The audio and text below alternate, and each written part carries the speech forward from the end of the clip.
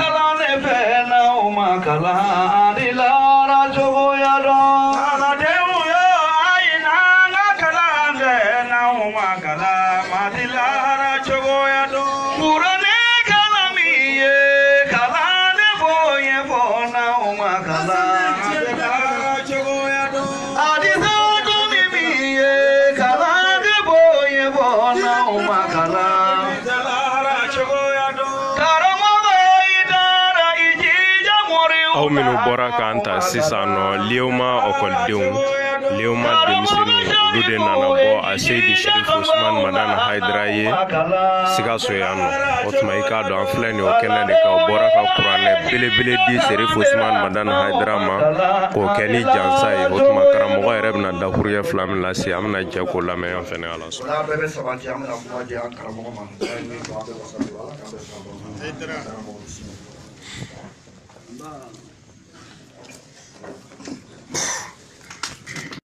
أعوذ بالله السميع العليم من شر الشيطان الرجيم بسم الله الرحمن الرحيم آمين وصلى الله على سيدنا محمد وعلى آله وأصحابه وسلم تسليما كثيرا إلى يوم الدين آمين وبعد سلام الله عليكم يا جماعة المسلمين والمسلمات وعليكم السلام ورحمة الله تعالى وبركاته الحمد لله نعم الحمد لله تنوب عليك أمبي فلوك على ديفو نعم كعلى بركة نعم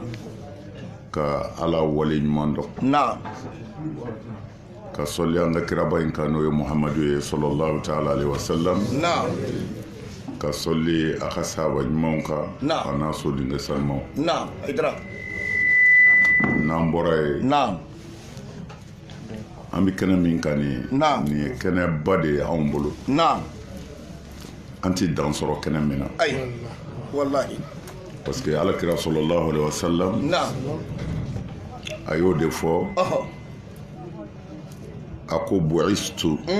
بدين الحنفي حالفني الشباب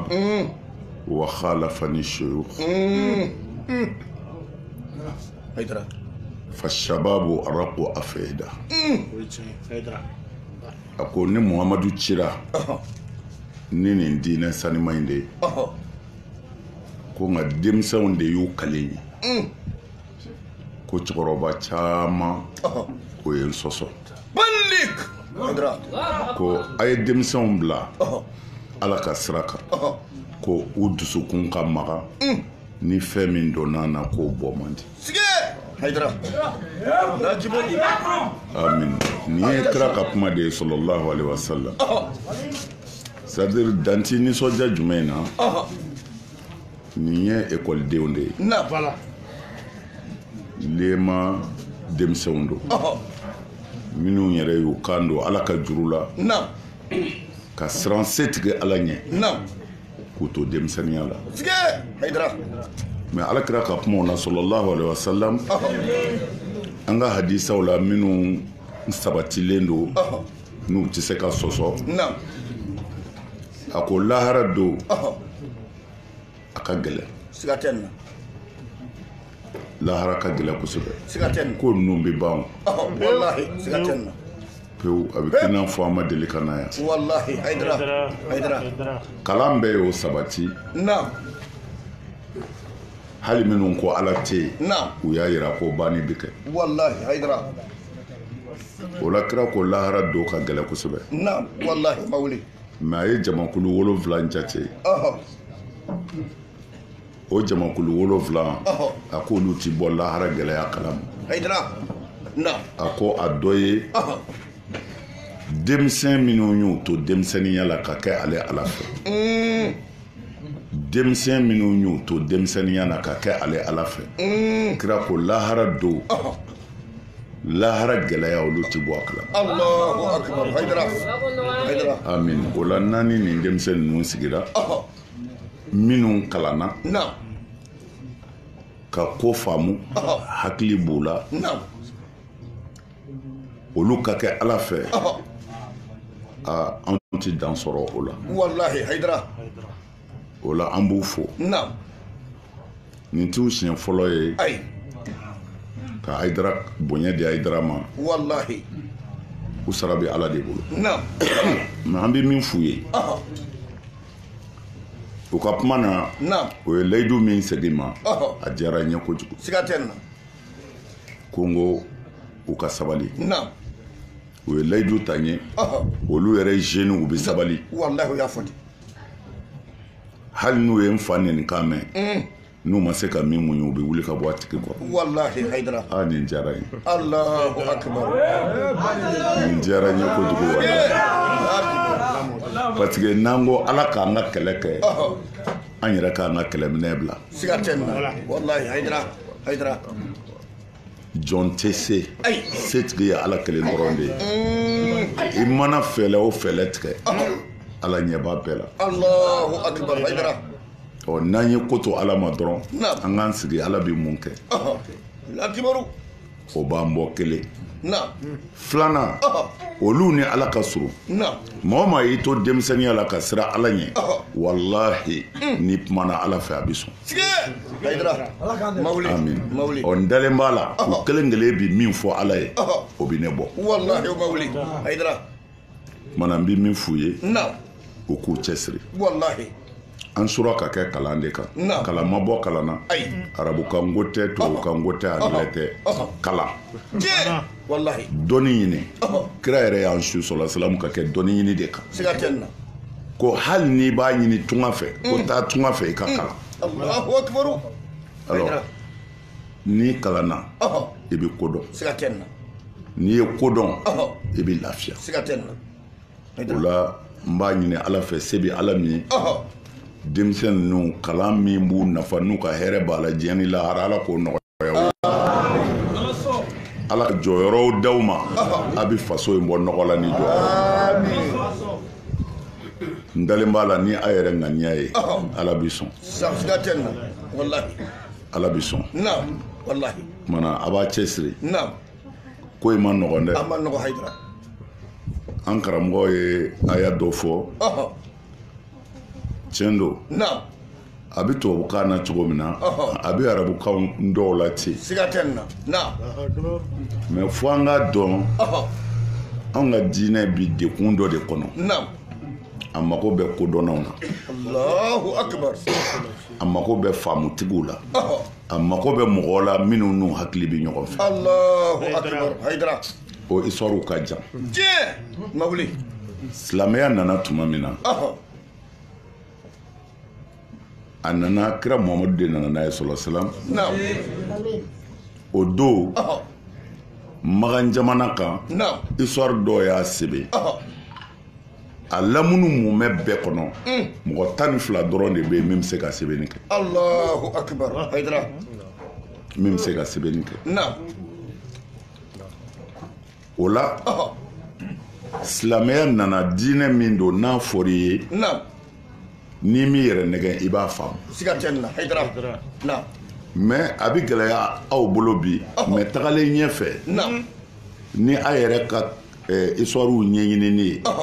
ani silamɛya tiɲɛ ɲɛɲinini ye a bɛna tiɲɛ sɔrɔ ɲɛfɛ haydara mawli pourquoi n ko a bɛna tiɲɛ sɔrɔ ɲɛfɛ parce que silamɛya yɛlɛmɛna ka kɛ fɛn dɔ de ye min faamu gɛlɛyara mɔgɔw bolo wallahi Haidara o de la kɔsa in na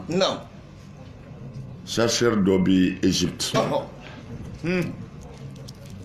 u b'a a dɔgɔya kan kɛ misu ye Abdullahi de don mais u b'a fɔ a ma mise pour k'a saboter ale ye recherche kɛ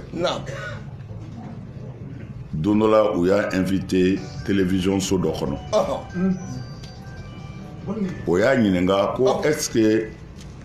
silamɛw dɔrɔn de bɛ don alijinɛ na wa a ko non ko silamɛw dɔrɔn tɛ don alijinɛ na ko silamɛw bɛ don alijinɛ na kerecɛnw bɛ don alijinɛ na a y'a jate a ko o bɛɛ bɛ don alijinɛ na Allahu akbar Haidara a gɛlɛyara kosɛbɛ a bɛ gɛlɛya karamɔgɔba minnu bɛ yen u bɛɛ wulila a kɔ k'a neni k'a kafiriya k'a bɔ silamɛya yɛrɛ la pewu k'a yira a kan ka faga de o de la n ko a bɛna tiɲɛ sɔrɔ ɲɛfɛ parce que silamɛya min dɔnnen don an fɛ sisan o de ye dɔrɔn n'i ye ko dɔ kɛ dɔrɔn ko a y'a faga a y'a faga u y'a fɔ u ye fatuwa bɔ u ye c'est-à-dire ka décret bɔ dɔɔnin kɔnɔ ko cɛ in kan ka faga de Allahu akbar Haidara mais a n'u ka karamɔgɔ yɛrɛw sigira parce que huriyatul qawli b'olu fɛ ani qubul ra'i e hakilila ye mun ye e bɛ mun fɛ i ta fɔ maa wɛrɛ k'a ta fɔ bi Égypte kɔnɔ jɛngɛmɛ n'o ye u ka autorité fɛ a bɛ sigi de alors u ye karamɔgɔba ninnu sigi ka cɛ in yɛrɛ wele ka na u ko munna a ko a k'an ka faga ko parce que a ko mɔgɔ wɛrɛ bi don alijinɛ na min tɛ silamɛ ye ko ni maa o maa y'o fɔ i k'an ka faga Allahu akbar bon u y'u ɲininka u ka dalilu u nana ni kuranɛ aya sabatilenw ye k'a fɔ ad-dinu indallahi al-islam ko diinɛ min bɛ ala bolo silamɛya de don ko ni maa o maa ye diinɛ wɛrɛ ta min tɛ silamɛya ye ko o tigi bɛ kafiriw la o bɛ jahanɛmɛdenw na diinɛ wɛrɛ tɛ yen ni silamɛya tɛ sa o bɛ kuranɛ de kɔnɔ bon u ye kuma ɲɛsin a yɛrɛ ma ko mais ko a ye nin aya in kalan kuranɛ kɔnɔ mais pourquoi ko maa wɛrɛ bɛ don alijinɛ na a ko o ma aya in kɔrɔ dɔn ko ala ko mɔgɔ wɛrɛ tɛ don alijinɛ na silamɛ kɔ mais ko yala kuranɛ m'a fɔ ko Ibrahima kun ye silamɛ ye wa a y'a fɔ dɔgɔtɔrɔ a y'a fɔ mais ko ni Ibrahima kɛra silamɛ ye kira tɔw ye mun ye kira bɛɛ ye silamɛ ye o kumana mɔgɔ minnu tugura o kiraw kɔ olu bɛɛ ye silamɛ ye ko maa ala tɛ diinɛ wɛrɛ minɛ silamɛya kɔ ko mais ninnu bɛɛ ye silamɛw de ye u ye ɲɔgɔn sama ye k'a gɛlɛya u nana ni dɔwɛrɛ ko maa o maa n'i ma tugu alakira Muhamadu kɔ sallallahu alaihi wa sallam ko o tigiw bɔnɛnen don wulibali don o sabatilen don se bɛ fɛn bɛɛ la maa o maa ye dɔwɛrɛ minɛ min tɛ kira Muhamadu ka sira ye ko o sira fililen don o bɛ taa jahanɛmɛ kɔnɔ u y'a ɲininka ko tari a b'o dɔn a ko ɔhɔ ko tiɲɛ na kira Muhamadu min kun bɛ yen ka kɔrɔ maa o maa ma tugu o la i bɛ jahanɛmɛ kɔnɔ ko mais Muhamadu min bɛ ka fɔ mɔgɔw ye bi ko o ko tɛ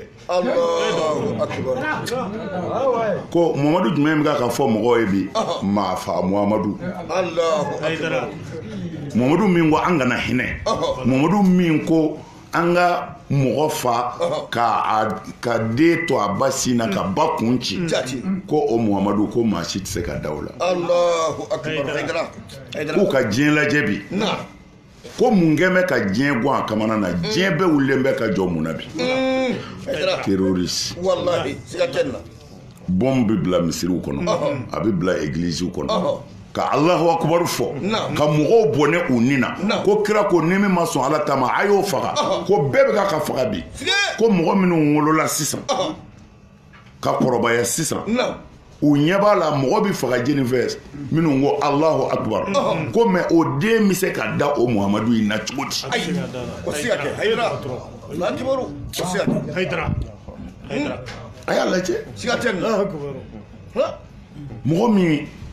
c'est-à-dire mɔgɔ yɛrɛ ka hakilila b'i sɛgɛn jati i tɛ se k'a fɔ min tɔɔrɔlen don wallahi o ma wuli tel que aw ekɔlidenw wallahi o ma wuli wallahi a bɛ histoire dɔw kalan i bɛ bɔ silamɛya ka kuma dɔw kan i bɛ bɔ fɛn dɔw ka kira yɛrɛ kan i yɛrɛ degunnen don i tɛ se k'a fɔ maa ye wallahi siga t'a la wallahi parce que hakili bɛ maa o maa na mɔgɔ faga bɛ fɔ cogo min na ni bɔli bɛ fɔ cogo min na ko kira tun b'o kɛ ni bɔli bɛ kɛ ko silamɛw bɛ ka k'o kɛ maa o maa ni hakili b'i la a b'i degun wallahi siga tɛ question dɔw b'a la hali i tɛ se k'a poser maa kunna ayi wallahi hayidara la kibaru alors n bɛ fɛ ka min fɔ denmisɛnw ye nin yɔrɔ in na silamɛya in n ko n'u tagara ɲɛfɛ u bɛna tiɲɛ ye silamɛya nalen mɔgɔw y'a minɛ parce que a nana ni fɛn min ye hakilima si tɛ se ka bɔn o la wallahi o ma wuli silamɛya nana de kira ɲininkara ko e cira mun kama a ye musilimu lajɛ kira ma seliko fɔ a ma sun fɔ a ma jaga fɔ a ma hiji fɔ a ko bu'istu li utammima makarimal akhlaq a ko ni muru cira ala fɛ n kana jogo ɲumanw de dilan jogo minnu ka ɲi n nana k'o de labɛn bon ni kira ci kun ye jogo labɛnni ye hali jogo jugu n bɛ exemple min ta cɛ min b'a yɛrɛ fɛ i yɛrɛ mago t'a la t'i san fu i bɛ tulon kɛ bɔlɔn fɛ a ka di ye cogo min na mais n'i ko i bɛ muso furu don o don muso min fana bɛ e ni mɔgɔ wɛrɛw bolo i tɛ sɔn o la i t'o fɛ e tɛ sɔn o la mais ka sɔrɔ i tɛ fɛ k'a furu tuma min na i b'i tulon kɛ n'a ye a bɛ mɔgɔ wɛrɛw bolo ti san fu mais a bɛna kɛ e yɛrɛ ta ye e ko ne tɛ nin fɛ tuma na o kɔrɔ ye ko jogo jugu yɛrɛ tɛ jogo jugu fɛ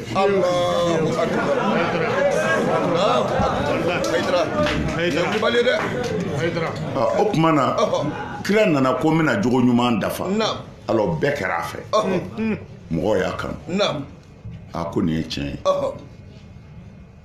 a ye walimuso to yen a ye wali nafolo to yen a ye hasidiya dabila a ye dabalijugukɛ dabila a ye ɲɔgɔn dɛmɛ nin hakilila maa o maa mana nin ye diɲɛ kɔnɔ bɛɛ bɛ nin fɛ hali n'i tɛ se i b'a fɛ o la mɔgɔw kɛra kira fɛ a ye jama sɔrɔ mais tuma min na jama sɔrɔla waati bɛɛ ye kelen ye dɔw y'a ye ni nin ko in sabatira anw ka balo cogo bɛ tiɲɛ dɔw y'a ye magan ni nin sabatira anw ka fanga bɛ bi tuma na u ka fanga sauveli ɲinini ani u bɛ intérêt min sɔrɔ iriba baaraw la olu sauveli ɲinini u ka intérêt personnel la u bilala tiɲɛ contre la an bɛ ten de fɔ lahara olu wulila k'u cɛsiri ka kira mɔgɔ minnu b'a nɔfɛ ka k'u ɲani mais u tora u k'a kan dekun bɛɛ dar'u kan mais u ko an bɛ sa de an tɛ segin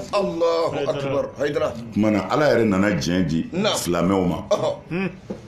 ne ala tɛ mɔgɔ faga fɛ n tɛ mɔgɔ tɔɔrɔ fɛ nka bi n bɛ diɲɛ di mɔgɔw ma minnu ko an bɛ kɛlɛ kɛ k'an yɛrɛ défend anw ka diinɛ na c'est à dire a tɛ silamɛya fan si fɛ ko i ka taa bi mɔgɔ dɔ kan ko fo ka kɛ silamɛ ye o tɛ yen i mana fɛn o fɛn ye n'i y'a yira an na an b'a kɔrɔ f'i ye n'a kɛra bingani ye mɔgɔ man ka don o diinɛ na alors u ko de an ti don a la wa an t'i to yen k'a kɛ là maintenant ala fana ko ne bɛ diɲɛ di bi kɛlɛ yɛrɛ aya fɔlɔ min bɛ kuranɛ kɔnɔ ye nin de ne ala bɛ diɲɛ di bi aw silamɛw ma aw minnu ko aw b'a yɛrɛ défend n jɛna n'a ye a y'aw yɛrɛ défend n m'a fɔ a ka bi mɔgɔ kan mais ni mɔgɔ sera a ma a y'a yɛrɛ ɲini n de kɛra kɛlɛ aya fɔlɔ ye alors sisan silamɛw fana u y'u yɛrɛ ɲini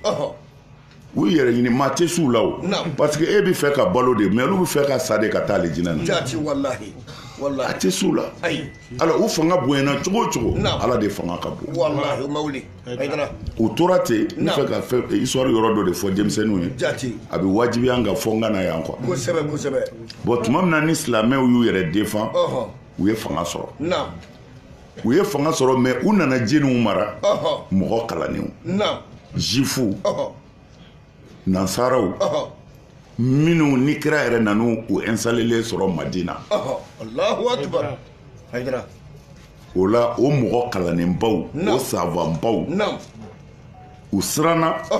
u tɛ se ka silamɛya kɛlɛ directement u ye fɛɛrɛ juguw tigɛ silamɛya kama indirect u ye mun kɛ u bɛ hadisa dɔw sɛbɛn c'est à dire ka kuma dɔw sɛbɛn ko kira ko ten silamɛw ka bibliothéque minnu bɛ yen u b'u dɛn ka taa kuma ninnu bila yen o y'a sɔrɔ telefɔni ko tile tɛ yen arajo ko tile tɛ yen kibaru tɛ sɔrɔ sira si fɛ n'i ka mɔgɔ banna Sikaso yan kilo 100 b'a ni yɔrɔ yɔrɔ cɛ janaja bɛ kɛ ka sɔrɔ olu ma mɛn parce que fo ka so de wuli ou bien ka fali ta ou bien ka wotoro siri pour que ka taa kibaru fɔ o la communication tun ka gɛlɛn mais kira sɔrɔ silam a nana bɔ a kalama ale bɛ ka kuma dɔw mɛn kabini a yɛrɛ balolen dɔ ye ko kira ko ten ka sɔrɔ ale ma fɔ o don a dimina kuma caman k'a y'o fɔ a m'a fɔ a yɛlɛla minibaru kan alimami b'i jɔyɔrɔ min na jumadonya fɛ a ko silamɛw ma a ko ne tulo b'a la fɛn caman bɛ ka fɔ ko ne ko ten ka sɔrɔ n m'a fɔ mais n bɛ min fɔ aw silamɛw ye maa o maa y'i tugu ka nkalon da ne na i k'i labɛn i sigiyɔrɔ bɛ janɛmɛ kɔnɔ i tɛ kisi o y'a sɔrɔ a balolen don don dɔ la a bɔra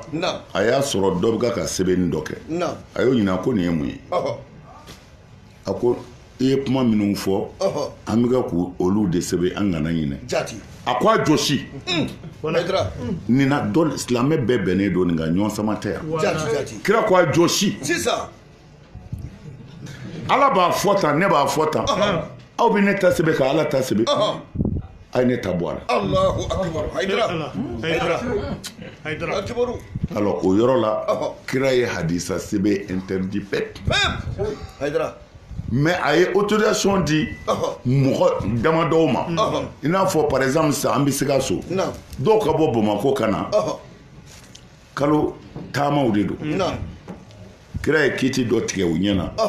u ko kira ma n'an taara an fana bɛ taa nin fɔ an ka mɔgɔw ye yala an bɛ se k'a sɛbɛn yanni an ka se an kana ɲinɛ wa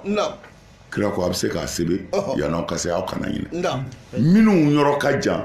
a ye o dɔw autoriser u k'a ka fɛn dɔw sɛbɛn o kɔrɔ ye aw ni ne b'a faamu yan ko kira ka kuma ma sɛbɛn a yɛrɛ ɲɛna alors sisan u nana kuma caman sɛbɛn sanfa ninnu ani kodɔnnaba ninnu u donna silamɛya la u dɛsɛlen silamɛw tɛ quoi mais u obligelen don parce que u ka nafolow bɛ yen u ka forow bɛ yen u ka mara bɛ yen n'u y'a kɛ cogo dɔ la dɔrɔn u bɛ gɛn de walima u bɛ faga de o kumana pour que u ka nafolo ka t'u bolo u kan'u sigiyɔrɔ bila u ka nafasɔrɔ sira u kan'o perdi o obligera silamɛw bɛ min fɔ u b'o fɔ silamɛw bɛ min kɛ u b'o kɛ mais ka sɔrɔ silamɛw tɛ maa o maa ye kalan dɔɔnin kɛ arabuw ka sira kan bɛɛ b'a dɔn ko hadisa trafiki tun bɛ yen ka hadisa sɛbɛn ko kira ko ten k'i dɛn ka taa sɔɔri silamɛw ka bibliothéque kɔnɔ o tumana an ka hadisa ɲininaw wulila ala ti kuma u fɛ mɛlɛkɛ ti kuma u fɛ mais u ye recherche kɛ u ka cɛsiri la i yɛrɛ b'a dɔn fɛn minnu don a ka gɛlɛn kojugu n'u ye alakira ka kuma dɔ ye sɔlɔ silam ko kira ko tan u b'a fɔ jɔnni ko kira ko ten sisan olu b'a lajɛ ko exemple la Ayidara ko tan jɔnni ko Ayidara ko ten u b'a fɔ an y'a mɛn Jabate fɛ ko Haidara ko tan bon sisan an ka sɛbɛnnikɛla minnu cɛsirila olu ka recherche ye mun ye est-ce que Jabate ni Haidara ye ɲɔgɔn ye Allahu akbar u b'o ɲɛɲini n'o y'a sɔrɔ Jabate ni Haidara ye ɲɔgɔn ye est-ce que u gɛrɛla ɲɔgɔn na n'o sabatira u b'a fɔ hadisa ma k'o ye mutasilu ye ko wulibali don Allahu akbar mais olu ɲinɛna min kɔ minnu bɛ ka nkalon da kira la sallallahu alaihi wasallam olu b'a dɔn an kan k'a fɔ ko kira y'a fɔ jeni ye o fana y'a fɔ jeni ye o y'a fɔ jeni ye ni sɔsɔli tɛ se ka k'a la olu ka baara caman kɛra o kan mais e ka recherche ye k'a lajɛ n'a tigi ye kira ye mais ninnu fana y'a dɔn tigitigi ɲɛ min bɛna ɲin'a na o y'o de ye Allahu akbar o hadisa caman de bɛ yen an ka kitabu sɛbɛsɛbɛw kɔnɔ parce que kitabu min yɛrɛ ka bon sunamɔgɔw bolo ka tɛmɛ fɛn bɛɛ kan o ye Bukhari ye ani Muslim mais hadisa dɔw bɛ Bukhari ni Muslim kɔnɔ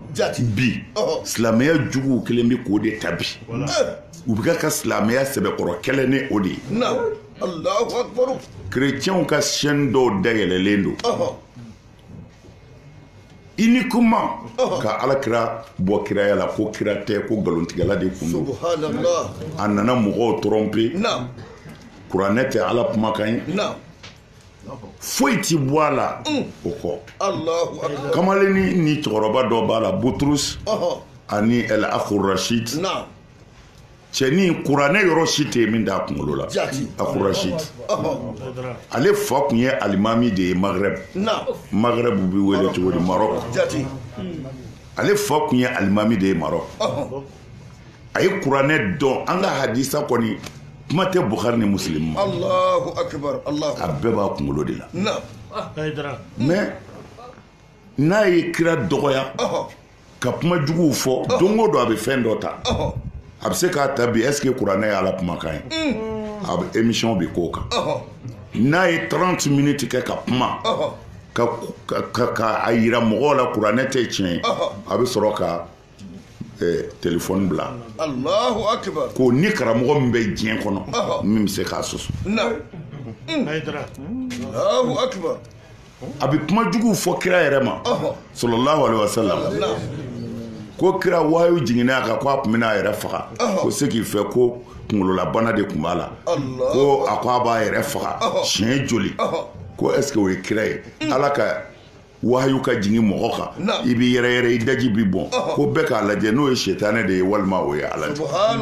ko ala kɛtɔ k'a ka mɛlɛkɛ ɲuman bila ka na kuma a ka mɔgɔ fɛ o ka to yɛrɛ la ten a daji bi jigin fo mɔgɔw b'a fɔ ko dɔ b'a la ko mɔgɔw k'a lajɛ mais a bɛ sɔrɔ ka na ni docteur savant dɔw ye olu ye kunkololabana jate ka kɛ hakɛ min ye a n'a bɛ mɔgɔ bila position minnu na ani jinɛw b'i nɔfɛ u b'i kɛ cogo min na a bɛ na n'o dalilu ye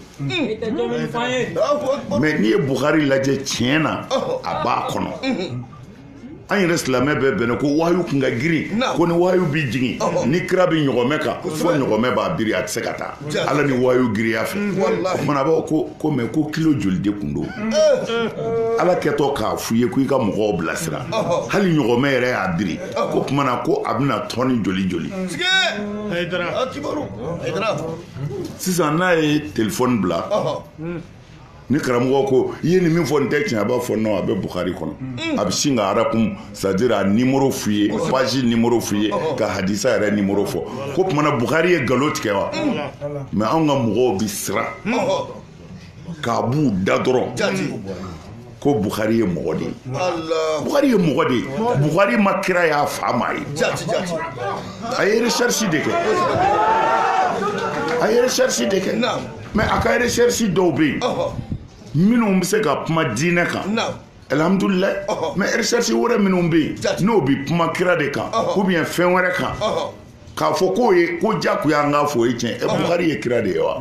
Ala de y'a ci wa Bukari ye kamalen a ye baaraba kɛ hadisa ko la a sara bɛ Ala bolo a ye baaraba kɛ a cɛsirila a ka diɲɛlatigɛ bɛɛ ban kira ka kuma tiɲɛw ɲinini na mais san 100 ni kɔ b'i ni maa min cɛ n'i ko i b'o ka recherche kɛ e dun y'a sɔrɔ savants de tɛmɛna minnu bɛ fɛ ka silamɛya bi i fana bɛ taa bi a dingɛ dɔ wallahi siga tɛ nin na Haidara wallahi bebe wallahi Haidara mawuli o de la u bɛ dɛsɛ ka tiɲɛ fɔ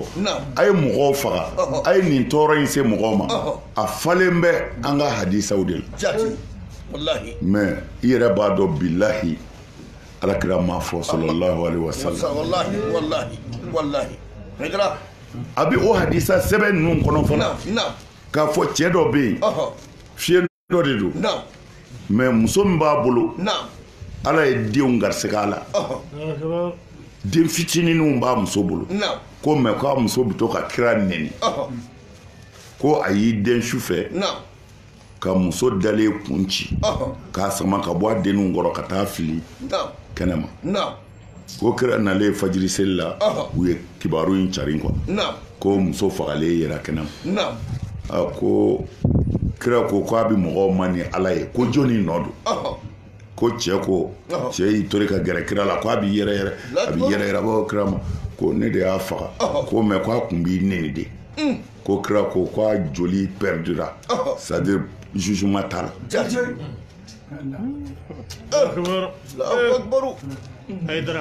man ka hadisa sɛbɛn kɔnɔ bɔ chrétien kɛ in bɛ ka ninnu de ta kira min ko ka muso kun ci ka bɔ simindenninw kɔrɔ k'a joli perdira ni man ka hadisa kitabu ba ninnu de kɔnɔ aw yɛrɛ b'a dɔn yan n'a fɛn o fɛn ye nin kalan don min na a tɛ se ka fɛn fɔ mais a degunnen don parce que dusukun tɛ se ka sɔn nin ma nin nkalon ninnu de tigɛra tan ka da kira la sɔlasila o de kɔnɔna na u nana n'a ye ko Isa bina ko kiraya bi laban ça dure mɔgɔ laban min bɛna diɲɛ kɔnɔ k'o ye Nabilayi Isa ye bon mais ka sɔrɔ n'i y'a lajɛ Isa ye jɔn ye kira ko kira wɛrɛ t'ale kɔnɔ mais u bɛ nin bɛɛ kɔrɔ fɔ koyi fo k'a kɛ Isa yɛrɛ ye et puis ka tila k'a fɔ n'a nana ladiriya de bɛ sabati mais anw ka kira dɛsɛr'o la n'a nana hali surukuti ba minɛ anw ka kira dɛsɛra n'a nana kafiriw kun bi nisɔngɔ min sara silamɛw ye k'a b'o interdit mais anw ka kira kun b'o minɛ c'est pour seulement ka kodɔnnaw hakilila sama ka na o k'a dɔn nin tɛ kira ye n bɛ fɛ k'a fɔ denmisɛnw anw ka sokɔnɔna falen bɛ nin ɲamaɲama ninnu de la mɔgɔ faga mɔgɔ bɔnɛ nina mɔgɔ halakili et puis an ka karamɔgɔ caman bɛ yen minnu balolen dɔ bi u ka wajiluw la u bɛ mɔgɔw su ka kɛ nin de kan adamaden ni bɔli dɔ bɛ k'an ka silamɛ karamɔgɔ dɔ ɲininka o don ko mais ni a fɔra sisan karisa de k'an ka faga aw wulila ko a bɛ t'o faga mais a yɛrɛ b'a dɔn a tɛ se k'a kelen faga ko mais mɔgɔ minnu bɛ sa fɛ ko tari a bɛ taa mun fɔ Ala ye karamɔgɔkɛ in bɛ k'a fɔ ko non ko fɛn o fɛn bɛ yen ni farida tɛ tiima kɔ k'o ye farida dɔ ye c'est à dire i ka bɛɛ faga mais i mago bɛ mɔgɔ min na n'o kɔni bɛ sa ko i ye bɛɛ min faga ko lahara k'o ye o joli ye zéro de ye Ala bolo nin ye diinɛ ɲɛmɔgɔw de minnu bɛ bila mɔgɔw ɲɛ ka se alors denmisɛnw bɛ kuma surunya c'est pour seulement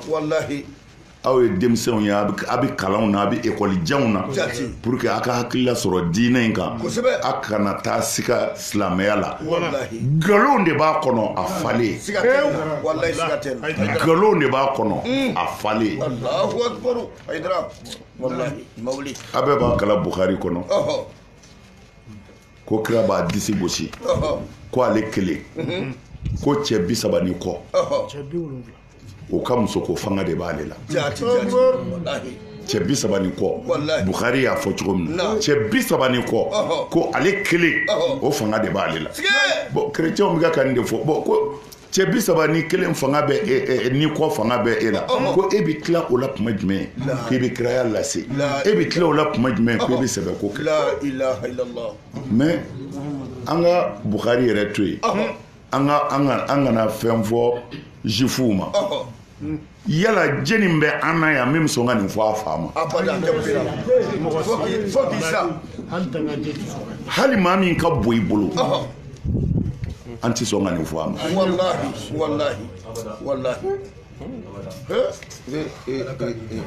mais nin dama dama de sɛbɛnnen bɛ an ka papiyew la o la fo an k'aw dɛmɛ ni hakili ye a bɛna se u ma parce que silamɛya b'aw sɛbɛ la cogo min na a bɛna caman ye a bɛna a dekun mais n'an miirila Hayidara ka kuma in na a bɛ bɔda sɔrɔ amin amin ni ɲɔgɔnna caman de bɛ yen sinon an ka silamɛya diinɛ hanifu de don a jɛngɛnnen don ka bɔ nkalon ni namara bɛɛ ma silamɛya nana an ka hinɛ silamɛya nana an ka makari silamɛya mana an ka ba mɔgɔ si la ayi o ma kɛ Sidina Umar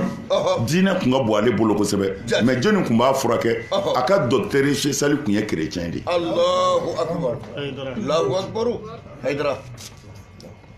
a yɛrɛ ka khadimu a bɛ min bila baaraw la n'o de b'a ka fɛnw labɛn ka d'a ma o tun tɛ silamɛ ye Allahu akbar Hayidara mais ko yɛrɛ tɛmɛcogo kama ani Umaru yɛrɛ jogo kama ninnu bɛɛ tuubira Hayidara olu kuranɛ aya dɔ ta ko Ala ko an ka mɔgɔw faga ko fɔ diinɛ ka kɛ Ala ta ye Allahu akbar diinɛ ka kɛ Ala ta ye Ala mago b'o de la est-ce que a kɔrɔ man ka ɲini n'o tɛ a ye mɔgɔw faga fo hatta yakunu diinu kulluhu lillahi fo diinɛ bɛɛ ka kɛ ne Ala ta ye a bɛ kuranɛ kɔnɔ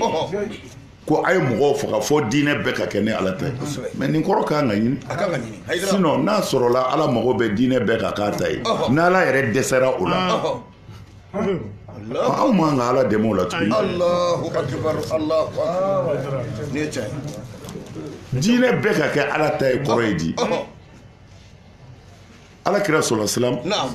a ka mɔgɔw kun bɛ yen u bɛ siran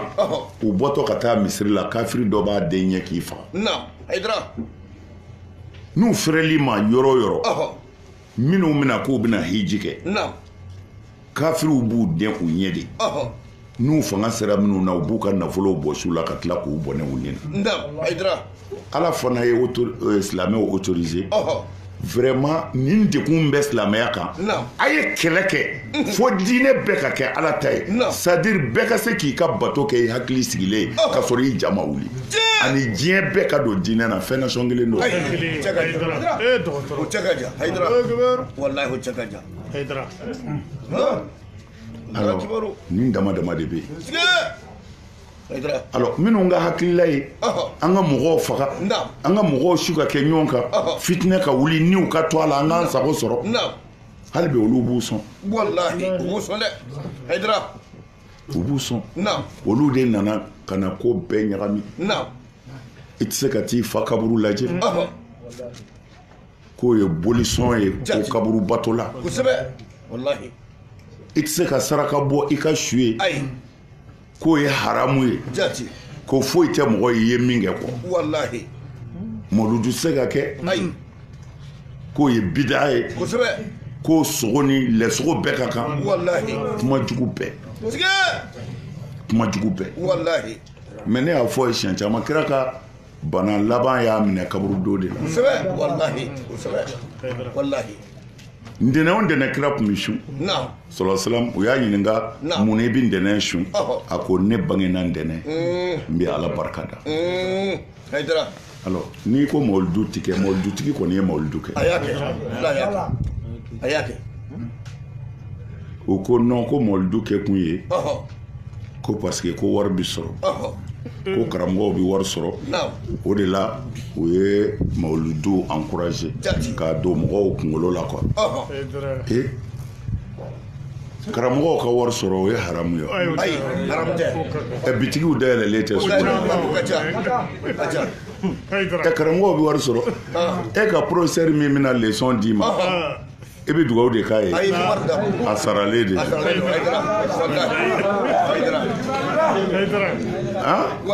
karamɔgɔw bi wari sɔrɔ mais e bi mun na mais ni wari sɔrɔ ni mawuludu de ta ka di yɛrɛ mawuludu kɛ n'o m'i diya bitigi dayɛlɛ n'o m'i diya arabuw ka wari minɛ min ka di k'o fɔ nin de b'an ka jamana in kɔnɔ o tuma na ala kɔni y'anw dɛmɛ mawuludu a ma doublé dɛ a ma triplé yɛrɛ biliyun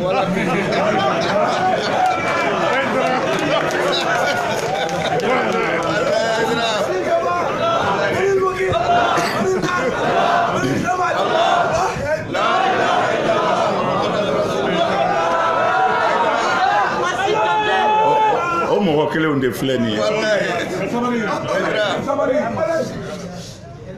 ka tiɲɛni kɛ fan bɛɛ fɛ an y'an seko k'a la mais ala y'an dɛmɛ dɛ waatiw tɛmɛna mali kɔnɔ yan niw tora la bolominɛ ni bolojigin mɔgɔw sara ka dɔw ka bitigiw jeni ka tɔɔrɔ se ala ka jɔnw ma galofin kan mais an nana ala sɔnna o kuma banna i bi kuma bɛɛ mɛn i bolo minɛ i bolo jigin o banna a tɛ yen o u ye mɔgɔw su ka kɛ galo de kan fo ka niw bɔ fu i bolo minɛ i bolo jigin n'i y'an ka sɛbɛnfɛn bɛɛ lajɛ a tɛ kira ka mot kelen na sɔlɔ silam ko a ko silamɛ dɔ ma n'i bi seli i bolo minɛ u b'i bolo jigin a fila si tɛ n y'o f'u ye olu minnu ye diplôme ba sɔrɔ sɔrɔla jamanaw na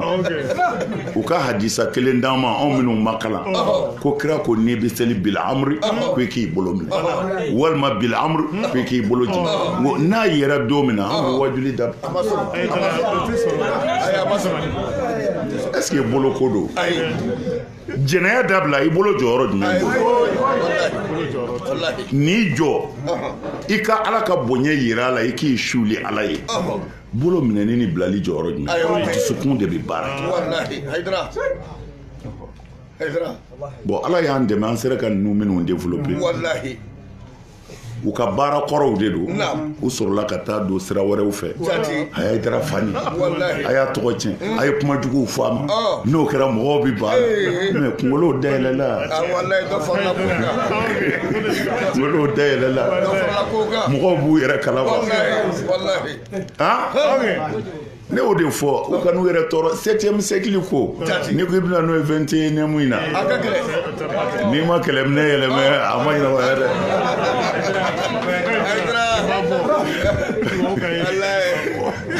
ne mana denmisɛn ninnu ye n t'a dɔn n bɛ se ka nin fɔ yɛrɛ mais an mago bɛ ninnu de la ninnu de ye sini ye ninnu de ye sini ye sini bɛ ninnu de kɔnɔ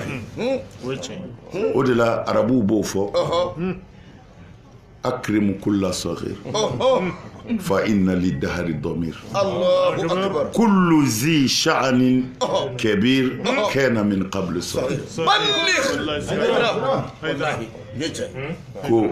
i ka denmisɛnninw bonya ko i jija i ka denmisɛnninw bonya ka n'u dɔgɔya ko sini ka jan ko sini ka jan ko i ɲɛ bɛ maaba o maaba la bi ko a bɛɛ fitinin kun do kunu wa tilka al-awani bi aymanihim haqa'ibun fiha ghadil muqtabi ko ni y'u taatɔ ye ko i ɲɛ bɛ sakini min n'u kɛrɛ la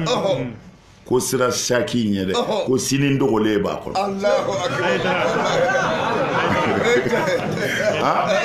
Sirambala yere. Sini ndogole ba. Sini. Ministriya bi bɔ a kɔnɔ. Sini docteur ɲɛmɔgɔya bi bɔ a kɔnɔ. Sini jamanatigiya bi bɔ a kɔnɔ. Sini milliardaire tigiya bi bɔ a kɔnɔ. Chaque in kɔnɔ. Wallahi. Denmisɛnw.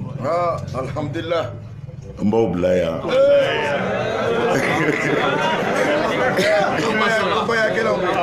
Bayakɛlaw bɛ d'accord mais nisɔndiyara kojugu ni denmisɛn ninnu ye wallahi an jigi bɛ aw de kan sini a b'a janto a yɛrɛ la a b'a janto a yɛrɛ la kuranɛ y'a gɛlɛya ko kiiri tigɛli la walima i tumali la mɔgɔ dɔ kan ko k'a fɔ gɛlɛya kɔrɔ bɛɛ n'a cɛ ko kana aw bila ka jɛngɛ dɛ. Allahu akbar. Ko n'aw jɛngɛna a bɛ jɛngɛ fɔ janɛmɛ kɔnɔ. Kira ko ale kalenna ale ma foyi ye min bɛ du ci k'a kɛ tomo ye ka tɛmɛ seere jugu seereya kan. Allahu akbar. Ka nkalon da mɔgɔ dɔ la walima k'a fɔ n y'a seere k'a sɔrɔ tiɲɛ tɛ. Ala kira ko ale kalenna Ala la ko a ma foyi ye min bɛ du kɛ tomo ye ka tɛmɛ a kan. Allahu akbar. Du kɛ tomo ye kɔrɔ ye di ka du bɛɛ sa tɛ ka barika bɔ du la. I bɛ den o den wolo fo ka t'i sa maa o maa bɛ bɔ i zuriya la a bɛɛ bɛ sa dɔ nɔfɛ. Ala t'i sɔn ka jɔyɔrɔ da si ma. A b'a janto o la. A kana nkalon da maa na. A kana kɛ nkalon seere ye. A ye hinɛ ɲɔgɔn na a ye ɲɔgɔn dɛmɛ. Ni setanɛ sera aw la a ye Ala yafa deli. Parce que Ala y'o de fɔ ko ne Ala ti balawu jigin aw kan ka kira to aw cɛ la. Wa n ti balawu jigin aw kan ka sɔrɔ a bɛ nimisa ka segin aw kɔ ka ne Ala yafa deli. Tafsiri min b'a la ko ka kira to aw cɛ la k'o kɔrɔ ye ni kira balolen don.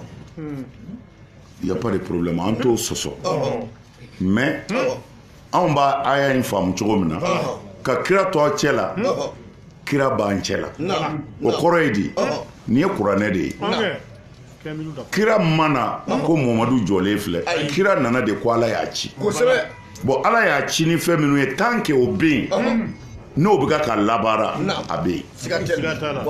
Mana o kɔrɔ ye ka kira tɔw cɛ la kira ye fɛn min d'a ma a ye min fɔ aw ye k'o to aw bolo ne Ala ti balawu jigin aw kan.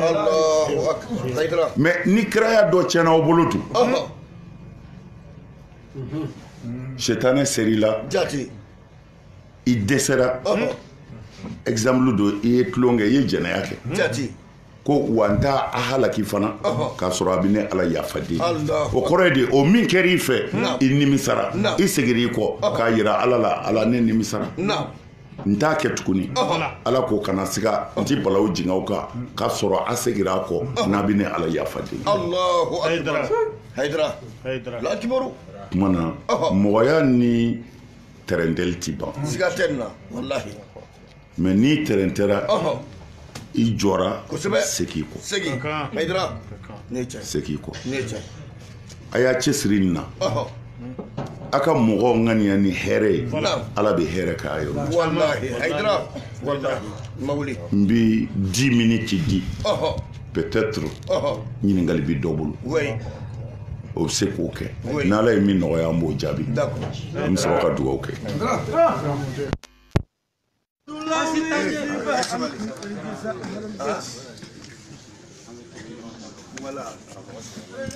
Bon, aye keto. Voilà, voilà, ala ɲɛmɔgɔ jɔlen filɛ. A ko tiɲɛ na ko bɛ yafa ɲini bɛɛ fɛ. N'a ma kɛ ale de b'o fɔ e kɔnɔ. A ko k'o bɛna kelen dɔrɔn di karamɔgɔ ma ko ka yafa ɲini bɛɛ fɛ. A yɛrɛ jɔlen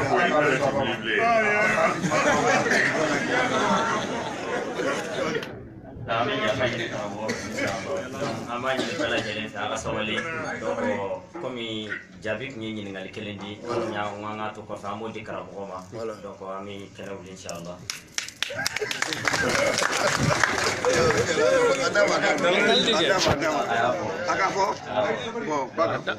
Karamɔgɔ a b'a bɛ ɲininkali kɛ komi an ye ekɔlidenw ye trimestre ninnu na i bɛ taa sɔrɔ kilasi kɔnɔ donc bɛɛ bɛ baara kɛ ni kunkololata ye n'o ye leçon min dira o ma nka kuma dɔ la i bɛ taa sɔrɔ dɔ bɛ degun donc a bɛ kɔrɔli kɛ karisa a lajɛ donc n'a ye kɔrɔli kɛ ko ɲan man di nin yɔrɔnin yɛrɛ n'i y'o fɔ a ye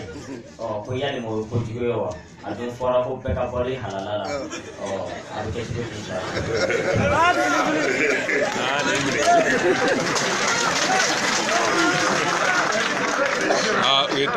An karamɔgɔ ɲininkali ma nɔgɔ koyi a ma nɔgɔ mais ne b'a fɔ ko comme a y'a ɲininkali kɛ cogo min na n b'a jaabi ten n'a y'i kɔri ni kɔrili ma juguya kojugu o bi bɛn parce que n'a juguyara kojugu ale yɛrɛ ka hɛrɛ t'o la jamana ka hɛrɛ t'o la n'a juguyara kojugu ye mun ye a t'a dɔn a m'a ɲini k'a dɔn yɛrɛ n'i y'a dɛmɛ o nkalon kan n'a gagnena diplôme min b'a bolo nkalon de don n'a bilala dɔgɔtɔrɔso la a bɛ mɔgɔw faga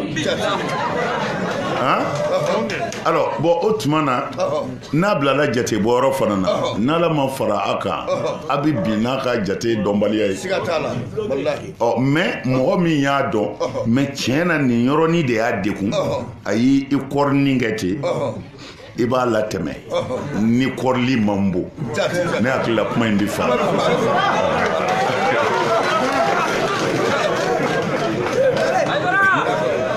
O bɛ kɛ mɔgɔ la o parce que hali examen saliw kɔnɔ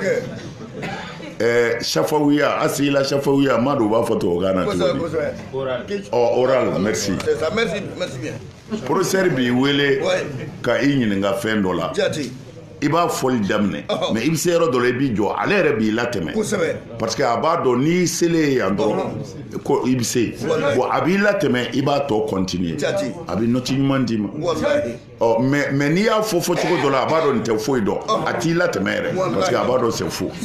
bon o de la n ye jaabi in di nin sira in kan fitininin bɛ se ka ɲɛ mais n'a bonyana sariya la o man ɲi parce que diplôme yɛrɛ ti ɲɛ ala sago sago.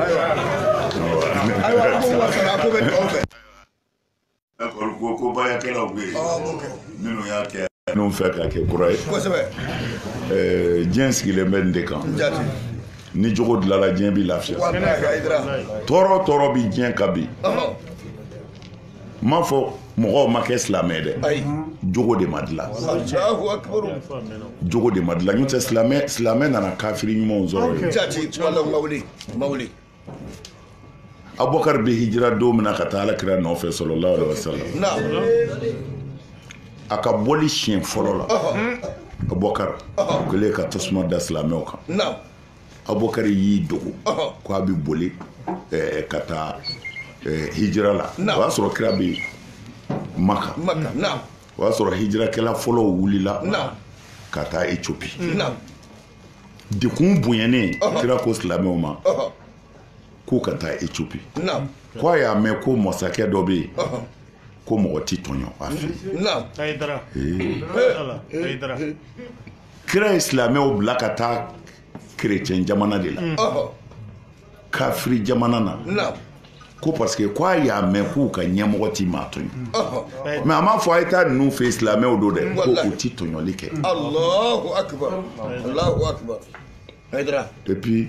silamɛw nana Éthiopie o cogo de la o de kɛra hijira fɔlɔ ye o y'a sɔrɔ kira yɛrɛ ma bɔ Maka fɔlɔ Allahu akbar mais ko nana gɛlɛya Abubakar y'i dɛn ko ale b'i bɔ a bɔra Maka a bɛ kungo kɔnɔ ani kafiri dɔw bɛnna o bɔtɔ don voyage la o ko Abubakar ko nin ye mun ye a ko foyi ko n bɛna ci la a ko ne ma d'ale bɛ taa ci la a bɛ sɔrɔ i bolitɔ don e ɲɔgɔnna man ka boli i ye jigiw tugu an t'i dɔnni foyi ye ni hinɛ tɛ e ɲɔgɔnna man ka boli n'an ka taa n b'i bila n ka hima na c'est à dire Mbi bila nga tanga kono. Ni gongoli sigiri kun bolo min fɛ n b'a tigɛ. Allahu akbar. Allahu akbar. Ni ye kafiri de ye. A nana ni Abubakar ye dugu kɔnɔ. Fɔ don dɔ la Abubakar ko wallahi a ye kafirikɛ in ye a ma foyi y'a la fɔ layidu dafali ani hɔrɔnya ko mɛ ale yɛrɛ Abubakar de ma kanu bilen a jigi ka kɛ kafiri ko a nana ka bonya segin a ma ko a ni ce ko ale y'a yɛrɛ ta to Ala ma ni kafiriw de ye mana n bɛ fɛ k'a fɔ ye tɔɔrɔ min bɛ diɲɛ ka bi jogo de man ɲɛ Abubakar ye kafiri tanu ko cɛ layidutigi don ko a ye min fɔ n ye a man janfa ko mɛ ne ma kanu fiyewu ka n sɛmɛ dafɛn wɛrɛ la ka Ala to yen mana jogo fɛn o fɛn bɛ se ka diɲɛ taa ɲɛ jogo don comme n b'a fɔ ye toujours a yɛrɛ y'a fɔ n ye d'avance o de diyara n ye ko a sabalila a ye sabali degun min b'an kan nin dama de don mawuludu kɛra a bɔra Hayidara ta la a kɛra diɲɛ bɛɛ Mali kɔnɔ yan kaburuya zora hali kaburuya zora tɛ hali n'i ka sɛmuso sara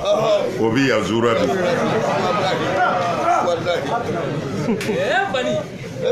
kabini kunu dogo do kasɛti dɔ bɛ bɔ Hayidara fa n'a ba de jinɛw de b'a bolo ani jinɛw bɛ ɲɔgɔn fɛ Mali bɛɛ kɔnɔ ne kelen kɛra jinɛtigi wala jinɛ fara tɔw la quoi a kɛra kojugu ye i y'a ye sa bon n'a yɛrɛ y'a faamu tan kama a ti tɔɔrɔ quoi mɔgɔw degunnen de don koyi mɔgɔw degun Sikaso kɛra o ɲɛna sisan mɔgɔ o mɔgɔ kumana minnu bɛ Sikaso ye a ka ca san 60 ye bɛɛ ko kabini Ala k'u da u ma ye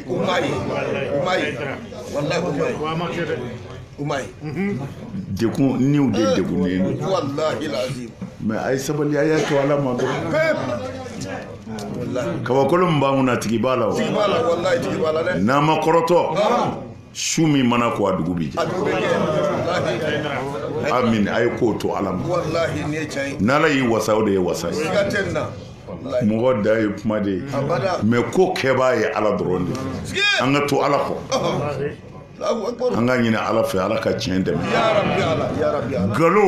a n'a dɛmɛbaw Ala k'u taga wo fɛ Ala ka tiɲɛ dɛmɛ n bɛ dugawu in kalifa aw fana ma a selila yɔrɔ o yɔrɔ a ye kuma Ala fɛ o b'an bɔ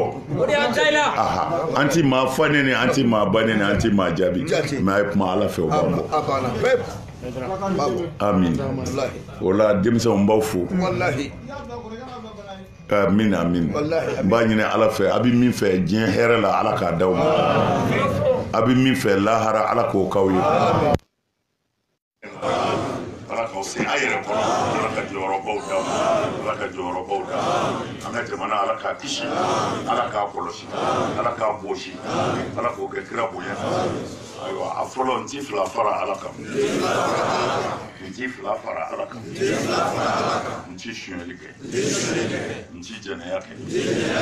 n ti n den faga n ti namara kɛ n sen kɔrɔ n ta kɛ n bolo kɔnɔ ni kira Muhamadu ye bila baara ɲuman min na n b'a kɛ Ala k'a minɛ an bolo Ala ka yafa n ma Ala ka n s'a kɔrɔ sɔli ala rabbana atina fid dunya hasanatan وفي الآخرة حسنة وقنا عذاب النار اللهم انصرنا وانصرنا واهدنا جميعا إلى صراطك المستقيم صل سبحان ربك رب العزة عما يصفون والسلام على المرسلين والحمد لله رب العالمين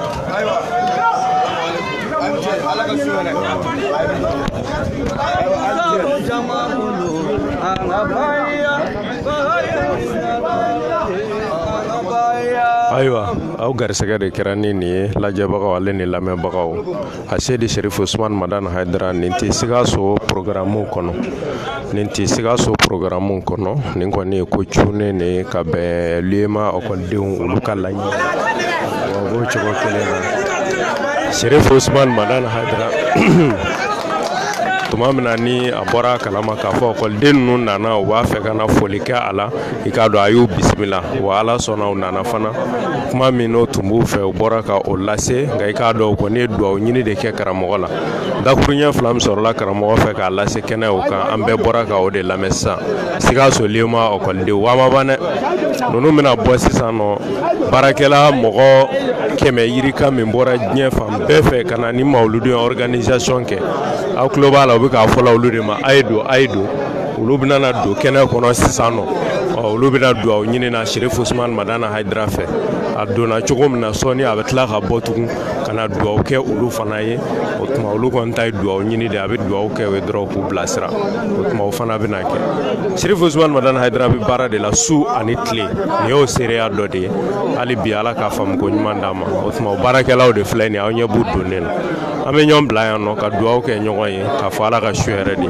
Sirifila Actu a y'aw abonné na a y'aw balimaw wele k'aw teriw wele diɲɛ fan bɛɛ fɛ ko abonné a la walasa aw bɛ bɔ Sheriff Usman Madana Haidara ale ka lehalaw bɛɛ lajɛlen kalama wa n'Ala sɔnna Sikaso ta bannen o ta bannen a daminɛtɔ la don an ka kan ka yɔrɔ caman kɛ o kɔfɛ aw bɛna wajibiw bɛɛ lajɛlen sɔrɔ fo ni réseau y'an janfa yɔrɔ min n'o dun y'an janfa yɔrɔ min ni Ala sɔnna ani TV Sirifila baarakɛlaw bɛ ɲɔgɔn fɛ aw bɛ tila ka o image sɔrɔ o kɔfɛ salamu alaikum wa rahmatullahi ta'ala wa barakatuh